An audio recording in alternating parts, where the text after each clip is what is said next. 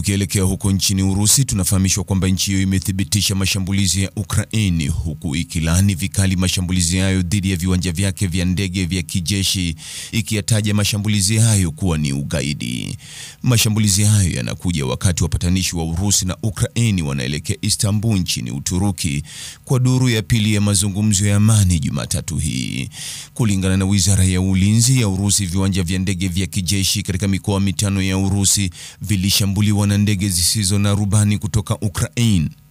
Leo serikali ya Kiev ilifanya shambulio la kigaidi kwa kutumia ndege zisizo na rubani za FPV dhidi ya viwanja vya ndege katika mikoa ya Murmansk, Irkutsk, Ivanovo, Ryazan na Amur. Wizara ya Ulinzi ya Urusi ilisema katika taarifa yake.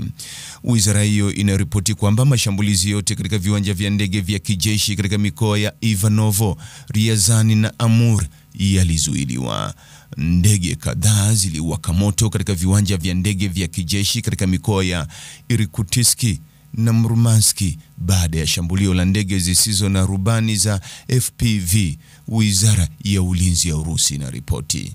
Moto huo umezimwa. Hakukuwa na majeruhi kati ya wanajeshi au raia, jeshi lilisema, na kuongeza kuwa baadhi ya mashambulizi yamezuiliwa. Wakati huo Urusi ilijibu kwa shambulizi la kombora kwenye uwanja wa mazoezi katika mkoa wa Dnipropetrovsk nchini Ukraini siku ya Jumapili na kusababisha vifo vya watu 12 na kujeruhi zaidi ya watu 60.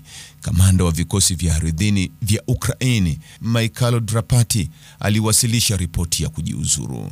Wizara ya Ulinzi ya Urusi iliripoti Jumapili kwamba mfumo wa makombora ya Iskander ulipiga kambi ya wanajeshi wa Ukraini katika eneo la Dnipropetrovsk.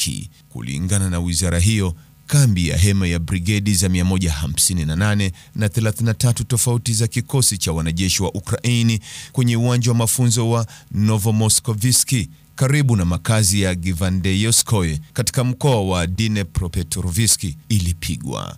Mtazamaji, ni yapi maoni yako kuhusiana na taarifa hii?